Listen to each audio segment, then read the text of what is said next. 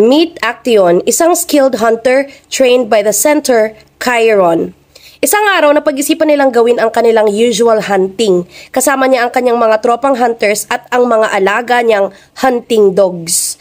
Sa kanilang pagpunta sa kagubatan, naingayan itong si Actaeon sa grupo niya kaya sabi niya, "Hoy mga pare ko, mag-iiba muna ako ng ruta ha. Maghiwalay muna tayo ng landas. Dito ako sa kabila kasi baka may good items dito.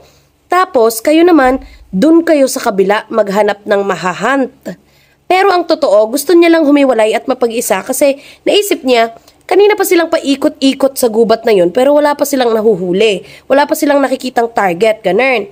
Paano nga kasi nabubulabog dahil sa ingay ng kanyang mga tropa? Nang medyo malayo-layo na itong si Actaeon at ang kanyang mga hunting dogs, nakarinig siya ng mga boses at tila tawanan ng mga babae.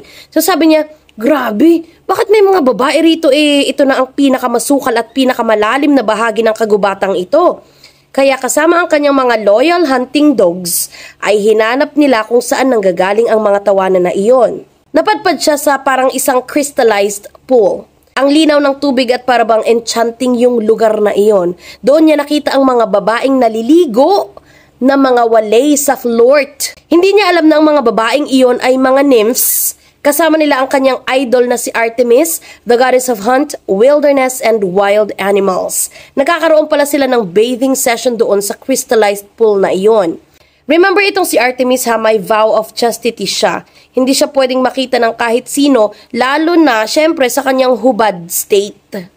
Itong si Actaeon, na makita niya sila, para siyang naging tuod. Napatulala siya, hindi siya kumikilos, hindi siya makakilos, at na-mesmerize siya lalo na sa kagandahan ni Artemis. So ayun, nagtago siya sa mga halamanan habang pinagmamasdan at naninilip. That's the term. Sa ibang version kasi sabi nila aksidente pero tumitig, nagtagal sa damuhan at pinakikinggan ang tawanan at pinanonood kung paano magwisika ng water system ang mga naliligong girlalus. Maya-maya pa, nakasense itong si Artemis na parang may nakatitig sa kanya.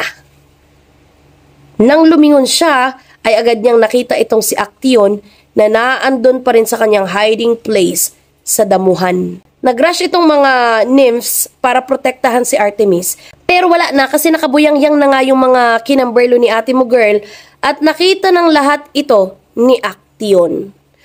So nataranta si Actaeon at agad siyang lumabas sa kanyang pinagtataguan at humingi kaagad siya ng tawad sa mga babae pero pinahinto siya ni Artemis. Itinaas niya ang kanyang kanang kamay parang tanda na tumigil ka na sa katotok mo. Wala akong balak makinig sa'yo, ganun. At binalaan siya ni Artemis. Sabi niya, "Kapag nagsalita ka pa, Actaeon, parurusahan kita."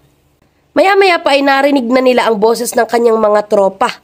Sumisigaw sila ng, "Actaeon! Huy, Actaeon! Asan ka na ba? Uwi na tayo, paggabi na eh." Kaya naman, sa kagustuhan niyang makawala kay Artemis, ay nagsimula siyang magsisisigaw. Pero imbes na boses ang lumabas sa kanya, ay nagtunog hayop ang boses niya. Nagsimula na rin tumubo ang kanyang sungay at nagkaroon na rin siya ng balahibo. So sa takot niya ay tumakbo siya ng tumakbo, sumigaw siya ng sumigaw. Pero kahit anong sigaw niya, ay wala na ngang boses ng tao ang lumalabas sa bibig niya, kundi ang boses na ng stag o deer. Usa. Ngayon, ang hunter, siya na ngayon ang hinant. Dahil nga takbo siya ng takbo, nakagawa siya ng ingay, kaya agad siyang nakita ng mga kasamahan niyang hunters. Kaya naman sa pag-aakalang usa nga iyon, ay hinabol nila siya ng hinabol. Napansin ni Actaeon na mas lalong bumibilis ang kanyang pagtakbo at nagagawa na rin niyang tumalon-talon.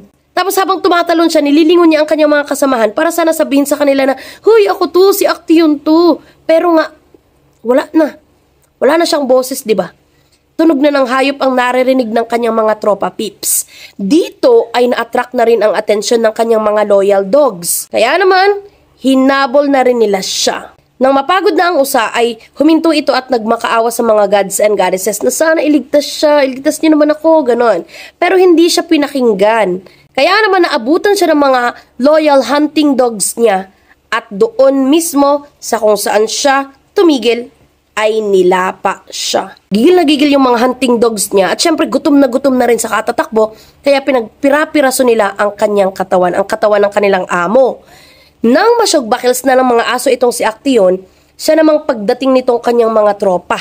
At bago sila umalis doon, ang tanging nasabi na lamang nila ay, "Uy, sayang no, wala rito si Actaeon. Sigurado ako kapag nakita niya yung usang yan, matutuwa siya." So tumawa sila ng sabay-sabay bago pa man lisanin ang lugar na iyon.